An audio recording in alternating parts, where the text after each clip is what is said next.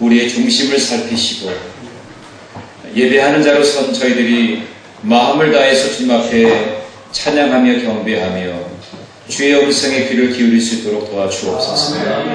주님 말씀하여 주옵소서. 우리가 듣겠나이다. 그러한 마음의 고백을 가지고 말씀을 듣는 우리 모두가 되게 하여 주옵소서. 오늘 이 말씀 속에 담긴 주님의 뜻이 어디에 있는지를 분별하게 하시고 이 시대를 살아가는 저희들이 어떠한 삶의 고백으로 우리의 삶의 현장에 나아가야 될지를 깨닫는 이 시간 되게 하여 주옵소서. 감사드리오며 사랑이 많으신 예수님의 이름으로 기도하여 싸움나이다. 할렐루야. 아멘. 네, 주님의 이름으로 축복합니다. 아멘. 오늘 특별히 평신도 주일을 맞이하면서 주님 앞에 예배하시는 여러분 모두에게 주님의 은총이 함께 하시기를 간절히 바랍니다. 오늘 본문의 말씀을 통해서 하나님의 은혜라고 하는 말씀의 제목으로 함께 은혜를 나누고 있습니다. 화니 크로스비라고 하는 찬송 작가가 있습니다. 이분은 평생 95세까지 살면서 9천여 곡이 넘는 찬송시를 작사했습니다. 근데 이분이 어렸을 때는 참 우울하고 성장 배경이 참 고단했습니다. 이분은 생후 6개월 되는 해에 눈에 이상이 생겨서 의사가 진단을 하다가 잘못 오진을 해서 결국에는 실명을 하게 되었습니다. 원래 태어날 때부터 실명된 것이 아니라 그 잘못된 의사의 처방으로 인해서 실명을 했어요. 그런데다가 11살 때 될 때 그의 아버지가 세상을 떠나게 됩니다. 그래서 그가 할머니 품에서 자라게 되었습니다. 그러던 중에 이 할머니는 항상 이 크로스비에게 성경을 읽어주고 또 그를 위해서 기도해 줬는데 늘 신앙적인 배경에서 자랐던 이 크로스비가 그가 어느 날 찬송가 143장 웬 말인가 날 위하여 주 돌아가셨네. 이 찬송을 들으면서 삶의 특별한 변화를 갖게 되었습니다. 주님이 나를 위해서 돌아가셨네. 그 찬양 그 가사에 담긴 뜻을 기억하면서 은혜를 받으면서 새로운 삶을 고백하게 됩니다. 그때가 나이가 30살이었어요. 그래서 처음으로 본인이 찬송시를 짓게 되었는데 그것이 531장 자비한 주께서 날 부르시네. 그러한 찬송시를 이제 작사하게 됐습니다. 그때부터 오 놀라운 구세주 예수 나의 갈 길 다 가도록 이러한 우리가 잘 아는 곡들을 많이 이렇게 작사를 하게 되었습니다. 그런데 많은 사람들이 무료로 당신의 눈을 좀 이렇게 고쳐줄 테니까 수술하자 그랬는데 이 크로스비는 그것을 마다합니다. 아닙니다. 제가 다시 태어난다고 해도 하나님께 그렇게 기도하였을 것입니다. 하나님, 제가 앞을 보지 않는 상황에서 자라기를 원합니다. 그렇게 제가 기도했을 겁니다. 왜냐하면 내가 이 땅에서의 모든 삶을 마치고 주님 나라 갔을 때 내가 제일 먼저 주님을 만나 뵐 것이기 때문에 제일 먼저 눈을 떴을 때 가장 아름답고 가장 최고로 나를 사랑하신 그분을 만나고 싶습니다. 왜 그런 고백을 하였다는 거예요. 그는 어떤 육체의 정욕을 위해 살아가는 것이 아니라 영의 만족과 충만을 구하는 그런 삶을 살아가는 참 아름다운 신앙인의 모습을 우리에게 보여주고 있습니다. 여러분, 이 화니 크로스비라고 하는 사람은 일평생 살아가면서 하나님의 은혜를 경험하며 살았습니다. 하나님의 은혜였기 때문에 그는 자신의 그런 어려운 상황과 처지 가운데서도 늘 기쁨으로 감사함으로 찬송시를 지을 수가 있었어요. 하나님의 은혜가 필요합니다. 여러분, 우리는 이때까지 지내오면서 하나님의 은혜로 살았잖아요. 근데 그것이 익숙하다 보니까 정말 매 순간순간이 하나님의 은혜인 것을 잊어버릴 때가 참 많습니다. 근데 하나님의 은혜를 경험하는 자들에게는 특징이 있습니다. 하나님의 은혜 가운데 날마다 거하고 하나님의 은혜를 경험한 사람들은요, 항상 두 가지가 공통점이 있다는 거예요. 하나는 뭐냐면 항상 겸손합니다. 자기를 드러내는 것이 아니라 늘 하나님을 드러내는 거예요. 하나님께서 하셨습니다. 하나님께서 나의 모든 것을 주장하여 주셨습니다. 모든 주관자가 하나님이신 것을 고백하는 거죠. 자기는 그래서 늘 겸손한 자리에 있는 거예요. 모든 것이 하나님으로부터 왔다는 그 사실을 늘 기억하는 것이죠. 또 하나는 뭐냐면 어려운 상황에서도 환경을 탓하지 않는다는 거예요. 내 주변의 환경을 탓하면서 자기를 합리화시키지 않는다는 것입니다. 고난이 오면 하나님 나를 더 존귀하게 쓰시길 원하시는구나. 하나님이 변장하고 찾아오시는 축복이구나. 그렇게 생각을 하게 된다는 거죠. 늘 겸손하고 환경을 탓하지 않는 자들이 바로 하나님을 경험하고 하나님의 은혜 가운데 거하는 자들입니다. 이에 반해서 하나님의 은혜를 망각하고 살아가는 사람들에게도 공통적인 특징이 있어요. 그것은 항상 불평거리가 많다는 것입니다. 희한하게도 불평거리가 많아요. 원망할 것들이 참 많습니다. 늘 그리고 순간순간 짜증을 많이 해요. 근데 마음에 채워지지 않는 것 때문에 자꾸만 불평하게 되고 짜증을 낸다는 거예요. 혹시 여러분 가운데 원망할 것이 많고 내가 불평이 많고 짜증이 많아지기 시작한다는 것은요, 하나님의 은혜 가운데 내가 거하는 삶이 아니라 내가 세속적인 욕망에 내가 물들어 있어서 그것이 채워지지 않은 것 때문에 늘 불쾌한 감정을 드러낸다는 것을 여러분 기억하시고, 하나님의 은혜를 경험한 자들에게는 풍성한 감사가 있어요. 그러나 그 은혜를 모르는 자들에게는 늘 불평거리만 많습니다. 여러분 주일 아침에 눈을 떴을 때 여러분 어떠한 고백을 주님께 드릴 수 있습니까? 하나님께서 오늘도 나에게 신령한 은혜를 주실 주일을 허락하여 주십시오. 이렇게 고백하며 나가는 분이 있는가 하면 오늘 주일이면 교회 가야 되는 날아니에요. 안 가면 또 목사님은 또 전화할 거고 또 오늘 메뉴가 뭘까? 또 그냥 집에서 점심 먹는 게 나을까? 뭐 이러한 엉뚱한 생각으로만 가득하게 된다는 것이죠. 전 여러분이 주일에 눈을 뜰 때마다 주님이 주시는 감격이 여러분에게 있기를 간절히 바랍니다. 주님을 만나 배우는 그 순간, 말씀이 내 귀에 들려져서 내 가슴판에 새겨지는 그 순간에 나를 어루만져 주시는 주님의 그 감격을 경험하게 되기를 간절히 바랍니다. 그리고 그립고 만나고 싶어하는 사람을 이렇게 만나게 되면 기쁘잖아요. 우리는 그리스도 안에서 한 가족입니다. 그리스도 안에서 한 형제이고 한 자매인 것입니다. 그래서 만나면 기쁘고 헤어지면 또다시 만나고 싶고, 그런 것이 우리 믿음의 가족들 아닙니까? 하나님께서 이렇게 적당하게 너무 많이 1000명, 2000명 주면은 이게 내 가족인가 다른 사람 가족인가 헷갈릴 텐데, 하나님께서 그래도 이렇게 가족을 구분할 수 있을 정도로 이렇게 하나님께서 허락하셨잖아요. 감사하시고 감사의 고백으로 늘 주님 앞에 예배할 수 있는 저와 여러분 되기를 간절히 바랍니다. 근데 하나님의 은혜를 망각하는 자들에게는 자신들이 불평하고 원망하는 것에서 그냥 멈추는 것이 아니에요.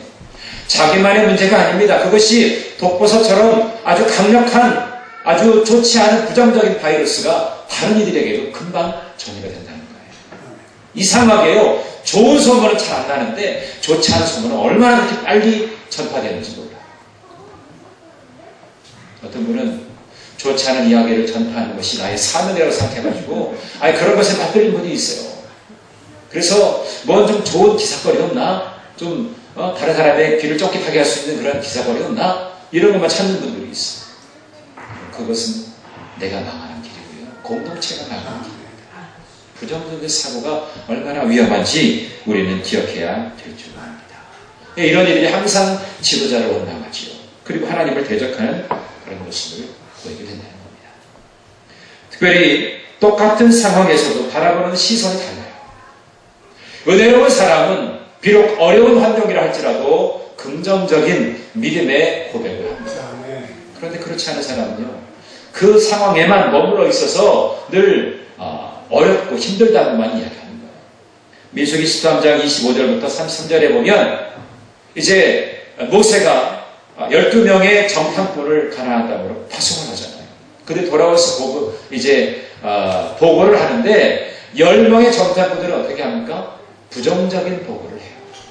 그 땅이 젖과 꿀이 흐르는 땅은 맞다. 그 땅에 대해서 그들이 보고를 할 때에 그 땅이 좋은 땅이라고 하는 것은 알고, 그것이 정말 좋은 땅이구나라고 하는 것은 알았지만, 그러면서 그 다음에는 부정적인 고백을 하게 되는 거예요. 그 땅 거주민은 강하다. 그 성읍은 견고하고 또 거기에 거인들 안합자손을 보았는데 아이고 우리는 메뚜기와 같아가지고 감히 그 땅에 들어갈 수 없습니다. 이렇게 고백하는 거죠. 그러나 여호수아와 갈렙만은 믿음의 고백을 하게 되지요.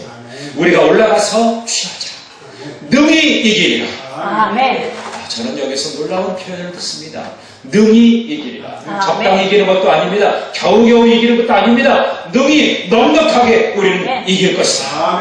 그런 믿음의 선포를 하잖아요. 하나님의 은혜로 이제까지 왔고 앞으로의 모든 것도 하나님의 인도하심을 따를 텐데 하나님은 우리에게 그러한 능히 이길 수 있는 길을 우리에게 보여주신다. 그러한 믿음의 선포를 하게 되는 것입니다. 여러분, 우리 사랑하는 서울교회 모든 성도님들은 어떤 상황에서도 하나님의 은혜를 날마다 기억하고 그 하나님의 은혜를 날마다 찬양하는 주님의 자녀들이 되기를 간절히 바랍니다. 지난주에 우리가 교회 창립 29주년을 지냈습니다. 모든 것이 하나님의 은혜입니다. 그래서 앞으로 더 선교의 사명을 더 잘 감당하도록 힘써야 될 것입니다. 하나님의 은혜는 참 신비롭습니다. 제가 어저께 태국의 서한실 목사님, 선교사님에게 이야기를 들었어요. 감격이 겨워가지고 국제전화를 했습니다. 목사님, 그동안 기도 제목이었던 것이 응답이 됐습니다. 파타야 시에서 이 서한실 목사님의 사역과 MOU를 체결했습니다. 협약식을 가졌습니다. 그래서 사진을 보내왔는데 자, 이렇게 또 넘겨주세요. 이분이 서울 파타야 시장입니다. 이분하고 이렇게 MOU를 체결하는 거예요. 그래서 이렇게 협약식을 전달하는 내용입니다. 이게 뭐냐면 서한실 선교사님이 그 파타야 시내 그 시립학교에서 태권도를 가르치도록 지난번에 우리 교장 선생님이 왔었잖아요. 그 교장 선생님이 인가를 해주고 그 교장 선생님이 파타야 시장한테 얘기를 해서 이렇게 서로 협약하도록. 그래서 이제 공식적으로 이제는 파타야 시에서 지원을 하는 그런 학교로 지정이 되고 또 선교사님이 그 일을 하게 됐어요. 아주 영향력 있게 이제는 전에는 아주 소규모로 했는데 이제는 아주 광범위하게 그 일을 하게 된다는 겁니다. 하나님의 은혜잖아요. 우리는 그냥 조그만 우리가 섬겼을 뿐인데 하나님 일하시는 것은 엄청난 역사를 우리나라 안에서도 하기 쉽지 않은 일인데 외국에서 한 사람에 의해서 이렇게 파타야 시가 이렇게 하나님의 거룩한 도성으로 변모될 수 있는 그런 기틀을 마련했다는 것이 얼마나 귀하죠. 선교할 때 이러한 놀라운 열매들이 있다. 주의 복음이 땅끝까지 전해지는 하나님 그렇게 역사하시는 거죠. 태국 불교 나라입니다. 불교 국가예요.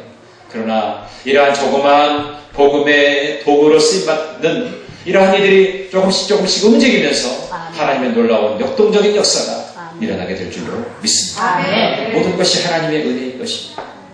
2년 전에 저희가 관악서 찬양제에 우리가 은혜 아니면 우리 사모님도 하나님의 은혜라고 하는 곡으로 연주를 했는데 은혜 아니면 저도 찬양을 하면서 제가 은혜를 많이 받았어요. 은혜 아니면 나 서지 못하네. 은혜 아니면 여러분 하나님의 은혜 아니면 우리가 설 수 없잖아요. 오늘 여러분 이 자리에서 예배하는 우리들 내 모든 삶의 모든 배경과 환경을 하나님이 열어주시지 않았다면 우리가 과연 이곳에 머무를 수가 있겠느냐. 은혜 중심으로 살아가는 저와 여러분 모두가 되시기를 간절히 바랍니다. 자, 오늘 민수기 11장의 말씀을 좀 보겠습니다. 오늘 본문의 말씀은 제가 마지막 부분이라 좀 정리를 했는데 이 배경을 보게 되면 민수기 11장은 1절부터 이스라엘 백성들이 하나님에 대해서 원망하는 이야기부터 나옵니다. 11장 1절에 보니까 백성이 악한 말로 여호와께 원망했다는 것입니다. 자, 백성들이 왜 하나님께 원망을 했을까요? 그냥 원망한 것도 아니라요, 악한 말로, 요즘 우리의 말로 말하면 좀 거친 욕이 될 수 있겠죠. 욕으로 하나님을 원망했다는 거예요. 이들이 원망하게 된 이유는 뭐냐면 자기들의 욕구가 채워지지 않았다는 거예요. 하나님은 그들에게 뭘 내려주셨습니까? 광야에서 그들이 살 수 있도록 만나를 내려주셨어요. 만나는 얼마나 만나는지 모릅니다. 그런데 그 만나를 먹다 보니까 이거 실증난 거예요. 그것만 먹다 보니까. 그래가지고 우리에게 좀 고개 달라고 막 그러면서 아우성 치면서 자신들의 삶이 좀 피폐해졌다고 생각하는 거예요. 광야 생활은 부유한 생활이 아닙니다. 광야는 훈련받는 곳이지 누리는 곳이 아니잖아요. 누리기 위한 과정의 도구로 하나님께서는 광야 학교를 세우시고 그들을 훈련시키는 거예요. 왜냐하면 광야에서 철저하게 훈련을 받아야 가나안 땅에서 그들이 제대로 살 수 있기 때문에 그래요. 뭔가 그들이 수확해야 될 필요가 있기 때문에 광야의 과정을 두신 거예요. 여러분, 대학에 그냥 들어갑니까? 아니에요. 공부를 열심히 하고 자기의 인성과 학력을 키워야 대학에 들어갈 수 있는 거예요. 마찬가지로 하나님은 가나안을 그들에게 약속하셨지만 그들을 그냥 내버려두고 그냥 들어가게 하신 것이 아니라 광야의 과정을 두신 거예요. 왜? 광야에서 철저하게 훈련받고 하나님의 백성인 것과 하나님을 진정으로 예배하는 자들로 그렇게 훈련시키셔서 그 가나안 땅을 영적으로 이끌어가기 위해서 그렇게 훈련시키는 과정이었단 말이에요. 그런 이들은 조금만 자기네들이 불법거리가 생기면 원망하고 그렇게 짜증을 내고 그러는 거예요. 결국에 하나님께서는 가만히 보시다가 그냥 내버려 두지 않으셨어요. 그래서 불을 내리시죠. 원망하고 불평하는 그들에게 하나님은 불을 내리시는 겁니다. 진노의 불이죠. 여러분, 이 불은 성령의 불이 아닙니다. 진노의 불이에요. 그러니까 그냥 백성들은 아이고 죽겠다 그러면서 모세에게 부탁을 하죠. 모세야, 우리를 위해서 중보해줘라. 우리가 불로 다 죽게 됐다. 그러니까 또 모세가 또 기도하니까 하나님 또 그냥 그 불을 또 꺼주시잖아요. 이런 모든 일련의 과정을 보면 이 이스라엘 백성들이 얼마나 연약한 인생들인가를 알게 됩니다. 그런데 여러분, 구체적으로 보세요. 이들의 모습이 곧 우리의 모습입니다. 좀 잘 되면 아주 우쭐해 하다가요, 좀 뭔가 채워지지 않으면 금방 불평하고 원망하는 것이 우리의 모습 아닙니다. 어쩌면 여러분의 마음속에 아직까지도 무엇인가 채워지지 않은 것 때문에 불평의 요소들이 있을지 모릅니다. 원망하고 불평하면 불이 됩니다. 징계의 불, 진노의 불이 임한다는 것을 여러분 기억하시고. 근데 이 원망이 그냥 원망으로 끝나면 괜찮은데 이것이 더 깊어지다 보면 결국에는 교만한 자기들의 모습을 나타냅니다. 그래서 원망과 불평은 항상 같이 가면서 거기에 교만한 마음이 돋아나기 시작해요. 아주 우쭐하고 교만하고. 제가 강원도에서 목회할 때에 그 당시에 삼척시장이 아주 되게 거만하고 교만했어요. 그 삼척에는 관광 자원들이 많잖아요. 그러니까 뭐 해돋이를 비롯해서 무슨 환선물, 뭐 대금물, 뭐 이런 여러 가지의 관광 자원이 많아가지고 돈을 엄청나게 벌었습니다. 그러니까 삼척시장이 뭐라고 얘기했냐면 우리 돈이 너무 많아가지고 쓸 것이 없다 그러면서 자랑하고 먹기로 그랬어요. 근데 그 삼척시장이 말한 그 순간, 그 해에, 그해 여름에 큰 홍수가 있었어요. 가을철에 엄청난 대형 산불이 여러 곳에서 생겼어요. 겨울에는요, 엄청난 폭설이 내렸어요. 폭우, 폭설, 산불 이것이 한순간에 막 그냥 몰아치는 거예요. 제가 바로 위에 정선에 서 있었으니까 그거를 보았죠. 말 한마디가 정말 무섭다. 우리의 교만함이 결국에는 하나님의 큰 징계를 맞게 된다는 것을 거기서 깨닫게 됐어요. 원망하고 불평하는 자들에게 진노의 불이 임하게 된다는 것입니다. 오늘날 왜 우리나라에 이렇게 이곳저곳에서 불이 많을까? 자, 가만히 생각해보니까 아직도 원망의 불씨가 남아있는 거예요. 불평의 불씨가 아직도 남아있어요. 그걸 빨리 꺼야 됩니다. 남아있는 불씨가 참 위험한 겁니다. 우리는 그 남아있는 불씨를 빨리 제거해야 돼요. 그것이 진노의 불씨라고 합니다. 특별히 오늘 이 이스라엘 백성들 가운데 문제가 있었던 이들은요, 어중이 떠중이들이 그 안에 포함되어 있었다는 이야기예요. 11장 4절의 말씀 보니까 그들 중에 섞여 사는 다른 인종들이 탐욕을 품에 그랬어요. 순수한 이스라엘 혈통뿐만 아니라 이 사람 저 사람 잡족들이 거기에 포함되어 있었다는 거예요. 다른 인종이 거기에 끼어들었는데 그들이 원망의 불씨를 만들어 놓은 거예요. 탐욕을 가졌다 그랬습니다. 탐욕을 품음에 그들이 탐욕을 품으면서 그것이 결국에는 이스라엘 백성들에게 원망거리를 삼게 했다는 거예요. 그래서 이렇게 이스라엘 백성들이 원망하니까 모세가 얼마나 고통스러웠으면 이제 더 이상 나를 내버려 두지 말고 나를 죽여달라고. 어느 누가 얘기했죠. 정말 힘들어서 대통령 못 해먹겠다. 힘들어서 나 지도자 못 해먹겠다. 나를 좀 제발 죽여달라고. 그래서 더 이상 내가 고난당함을 내가 보지 않게 하옵소서. 그렇게 모세는 기도하게 되죠. 그런 상황에 놓여 있을 때 하나님께서는 그 기도를 들으시고 70명의 장로들을 그들에게 동역자를 붙여주십니다. 그리고 이 이스라엘 백성들이 한 달 동안 말씀해 보면 한 달 동안 먹게 하는데 그들이 아주 그냥 입에 아주 실증날, 냄새도 실증날 정도로 그렇게 한 달 동안 먹을 수 있는 양의 고기를 보내주겠다고 그렇게 약속하셨어요. 동역자를 붙여주시고 그들에게 고기를 보내주시겠다고. 이것이 하나님의 은혜입니다. 불평하고 원망하는 그들을 그냥 내버려 두시지 않고 모세의 기도를 통해서 하나님께서는 또 다른 은혜의 반편으로 그런 동역자를 함께 일할 수 있는 동역자를 붙여주시고 그리고 그들의 필요를 채워주셨다는 거예요. 여기서 우리는 하나님의 은혜를 발견할 수 있는데 첫 번째로 하나님은 능히 우리의 모든 필요를 채워주신다. 오늘 31절의 말씀을 보십시오. 하나님께로부터 나온 바람이 바다에서부터 메추라기를 몰아서 진 사방으로 내리게 하셨다고 했어요. 하루길 되는 지면 32km 거리 그리고 지면 위에 1m 정도 되는 그 높이로 높이 1m 길이가 32km 정도 되는 그런 메추라기를 그들에게 보내주시겠다고 약속하셨어요. 하나님께서 이렇게 우리의 모든 필요를 채워주시는 분이십니다. 하나님이 원하시면 불가능한 일이 없는 것입니다.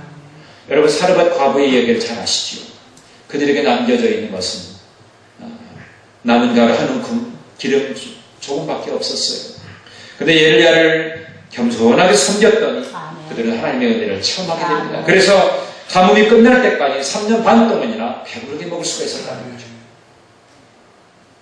사마리아 성이 아람 군대에 포위되어서 극심한 기근을 경험했을 때 하나님은 단 하루 만에 모든 곡식을 넉넉히 부어주셔서 모든 이들이 풍족히 먹을 수가 있었던 겁니다. 하나님의 은혜입니다. 우리 서울교회도 이때까지 29년의 역사를 지내오면서 순간순간마다 하나님의 은혜로 채워주신 줄로 믿습니다. 특별히 최근에 우리 교회에 구약의 학계를 좋아하시는 분들이 많으시고 신약의 삭개오를 좋아하는 분들이 많으셔서 얼마나 감사하죠. 제가 교육자가 이때 이 얘기를 했거든요. 다른 건 기억이 안 나는데 그거는 기억이 난다고 그러더라고요. 구약의 학계, 신약의 삭개오. 뭔가 부탁을 하면 목사님 제가 할게요. 신약의 목사님 오늘 저녁은 제가 살게요. 학계하고 삭개오를 그렇게 묵상하다 보니까 그냥 은혜가 된다는 거예요. 우리 교회도 그런 학계하고 삭개오를 좋아하는 그런 교인이 많아져야 되겠구나. 그런 고백들을 목사님들이 하고 가셨어요. 하나님의 은혜죠. 모든 것들을 채우시고 부으시는 하나님의 위대한 역사를 하나님께서 매 순간마다 주시는데 하나님은 그 순간순간마다 모든 필요를 채워주셨어요. 근데 여러분 33절의 말씀을 보십시오. 고기가 아직 이스라엘 백성들의 이 사이에 있어서 씹기도 전에 하나님은 그들에게 큰 진노를 하십니다. 큰 재앙으로 그들을 치셨다고 했어요. 자, 하나님이 베풀어 주신 은혜가 뭐였어요? 그들에게 먹을 고기를 주셨다는 거죠. 메추라기를 주셨어요.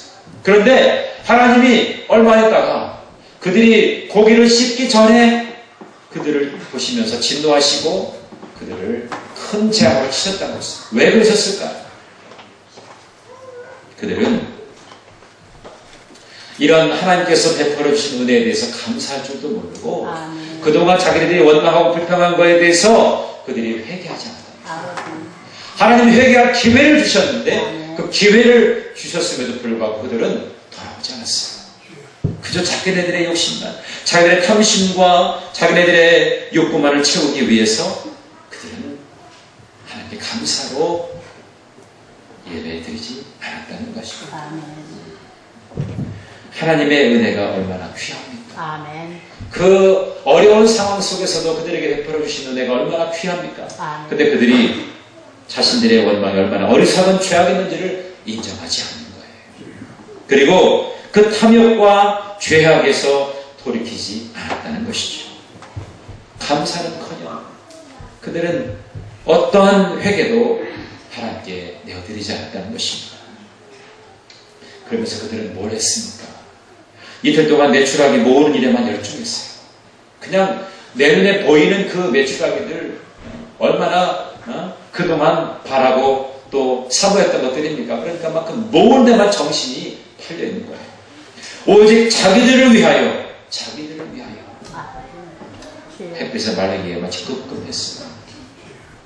여러분 육포 아시죠? 육포. 고기 말린 거. 그게 이때부터 생겨나지 않았습니다. 모아가지고 이거를 말려가지고 이제 저장하면서 먹으려고 육포를 만드는 거예요. 이 이스라엘 백성들이.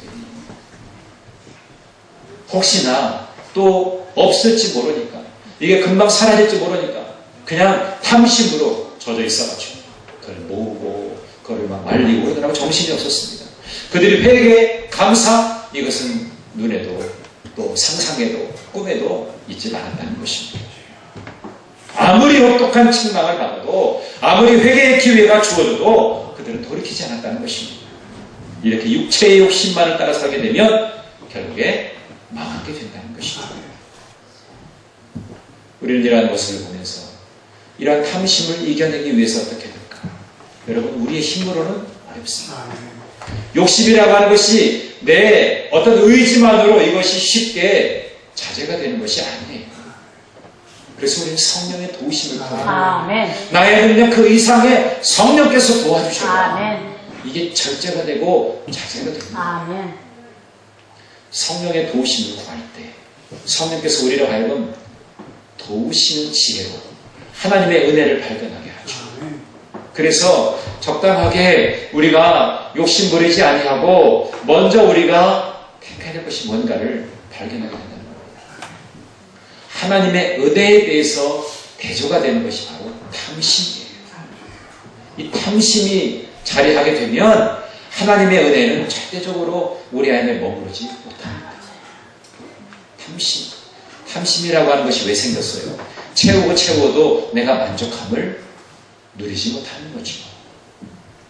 사도 바울의 자족을 여러분 기억하십니까? 빈부에 처할 줄도 알고 풍부에 처할 줄도 알아서 일체의 비결을 알았는데 그는 거기에서 자족하는 것을 배웠어요. 하나님의 은혜로 말미암아 우리가 자족함을 그는 배우게 되었는데 아직까지도 우리 안에는 탐심이 남아있어요. 아직까지 더 채워져야 된다고 생각해요. 어려운 때이니까 채워지기를 원하잖아요. 그런데 내가 좀 풍족해지면 그나마 그래도 감사함으로 더 큰 욕심을 부리지 않을 것 같은데요. 내 안에 뭔가 채워지게 될 때면 더 많은 욕심을 우리가 구한다는 거죠. 그게 우리의 연약함입니다. 그럴 때일수록 우리는 더 성령의 도우심을 구해요. 지나친 욕심으로 물들어지게 되면 그것이 중독돼요. 이게 탐욕으로 중독되면 이제는 거기서 헤어나올 길이 없습니다. 우리는 여기서 바로 돌이켜야 될 줄로 믿습니다. 마지막 34절에 말씀하십시오. 가장 불행한 일입니다. 하나님께서 탐심에 빠진 이스라엘 백성들에게 재앙을 내리셨는데 거기서 많은 일이 장사되었어요. 그래서 그곳 이름을 기브롯 핫다와라. 이 기브롯 핫다와라라고 하는 말의 그 뜻은 뭐냐면 탐욕의 무덤이다. 탐욕으로 인해서 결국에 많은 사람들이 묻히게 됐다는 뜻입니다. 그 지명을 이야기하시고 그것을 기억하게 하신 것은 뭡니까? 탐욕이 가져다 주는 결과는 바로 죽음이고 무덤이라는 거예요. 죄의 삭은 사망이죠. 욕심이 잉태하면 죄를 낳습니다. 죄가 장성하면 어떻게 된다고요? 사망, 죽음이라고 했습니다. 여리고 성에 정복할 당시에 아간이 어떻게 됐습니까? 탐욕으로 인해서 하나님께 드려진 그러한 것을 취하다가 온 가족이 그냥 순식간에 몰살당했어요.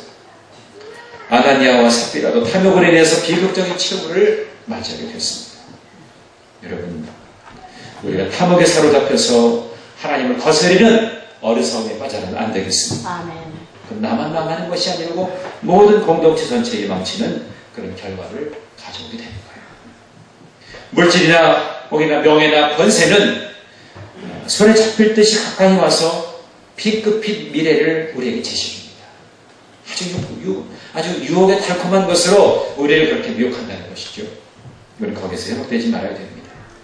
하나님의 은혜를 기억하면서 자족함을 배워야 됩니다. 마지막 이야기 하나만 하고 마치게 되겠습니다. 톨스토이의 단편 소설 중에 사람에겐 얼마만큼의 땅이 필요한가 그러한 작품이 있어요. 거기에 주인공이 바흠이라고 하는 사람이 나와요. 이 사람은 비록 가난했지만 성실하게 일했던 사람이에요. 아주 행복하게 열심으로 성실하게 일했던 사람이에요. 가정을 잘 돌봤던 사람입니다. 그런데 자기 친구가 아주 엄청난 땅을 사면서 이 사람이 땅에 욕심을 갖게 된 겁니다. 그때부터 일을 하고 싶지 않고 그냥 어떻게 하면 더 큰 많은 땅을 차지할까 이것에 관심을 두기 시작합니다. 그런데 어디 공부를 보니까 아주 좋은 조건으로 땅을 어마어마하게 주겠다고 하는 그런 소식을 듣게 됩니다. 그래서 이 바흠이라고 하는 사람이 그곳에 달려갔어요. 그랬더니 그곳 촌장이 이야기합니다. 자, 오늘 오신 분 여러분에게 땅을 나눠드리겠습니다. 얼마만 주면 여러분들이 지금부터 이제 밟는 모든 땅은 다 여러분의 것이 됩니다. 그런 거예요. 이야, 얼마나 놀라운 그런 조건입니까? 내 발로 딛는 모든 것이 다 내 땅이 된다는 거예요. 여러분 옛날에 어렸을 때에 동그랗게 원 그려가지고 이렇게 자기 그 손뺨으로 해가지고 왜 사과파를 튀겨가지고 땅 따먹기잖아요. 땅 따먹기. 저도 예전에 많이 했습니다. 저도 땅 많이 땄는데 결국에는 저녁에 되면 그냥 다 치우고 집에 가서 문제였지 땅을 어마어마하게 했거든요. 근데 문제는 뭐냐면 한 가지 조건이 있는 거예요. 발로 밟는 모든 땅은 다 나의 것이 되지만 해질녘에는 반드시 원래 그 자리에 돌아와야 된다. 원래 출발점을 시작해서 이렇게 밟아도 마지막에 내 집으로 돌아와. 내가 처음에 시작했던 그곳을 돌아와야 그것이 내 땅이 된다는 거예요. 마치 땅 따먹이 할 때 왜 사과파를 튕겼다가 그러고 돌아와야 그것이 내 땅이 되잖아요.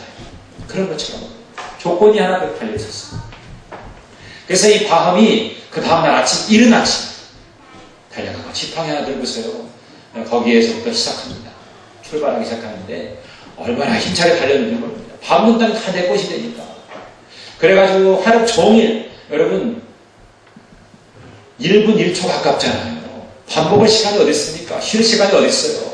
그래가지고요 이 밟는 땅이 다 내 것이 되니까 하루 종일 막 돌아다니는 겁니다. 근데 해가 뉘엿뉘엿 지려고 그래요. 어떻게 합니까? 이제는 원래 자리로 돌아가야 되잖아요.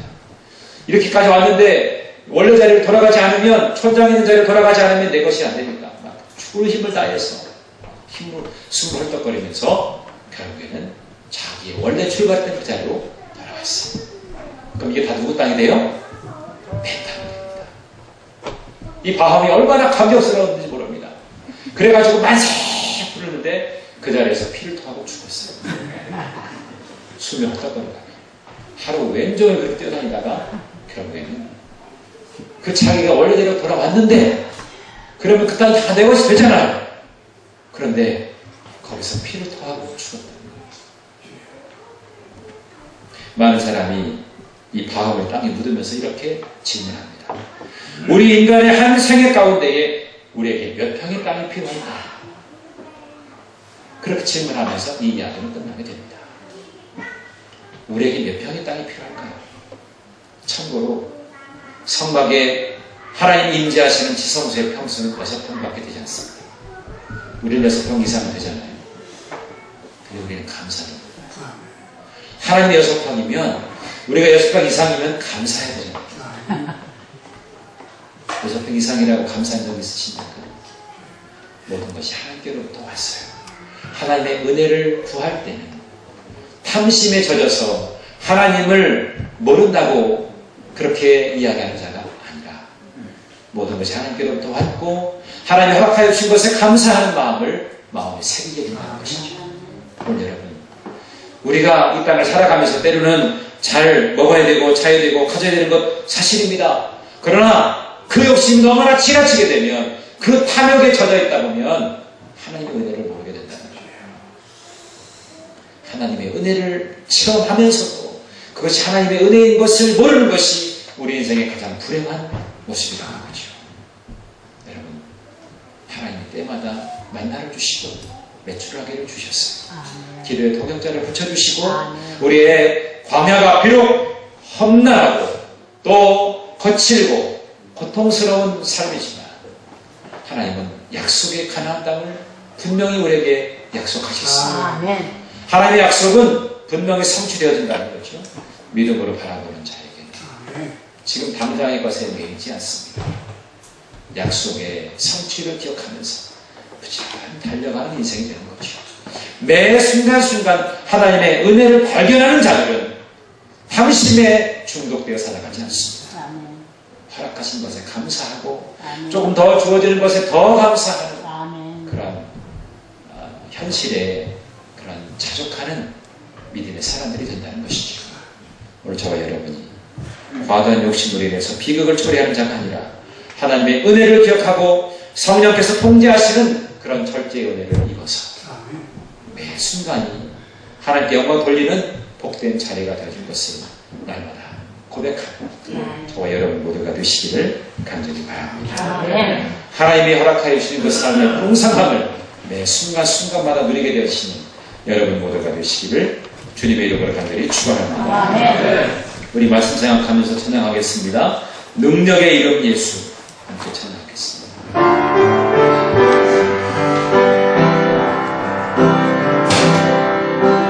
능력의 이름 예수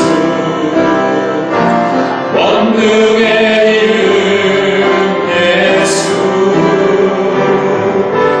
모든 감녀를 한 예수 생명 되신 예수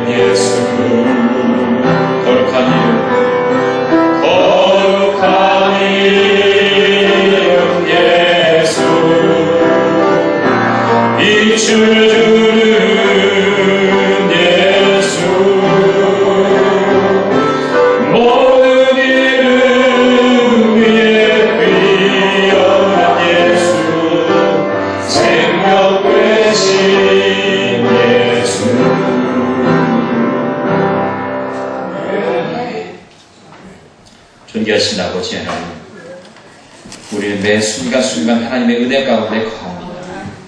나의 움직임과 몸짓 하나하나도 하나님의 은혜가 아니면 우리는 한순간도 버틸 수 없는 연약한 자들입니다.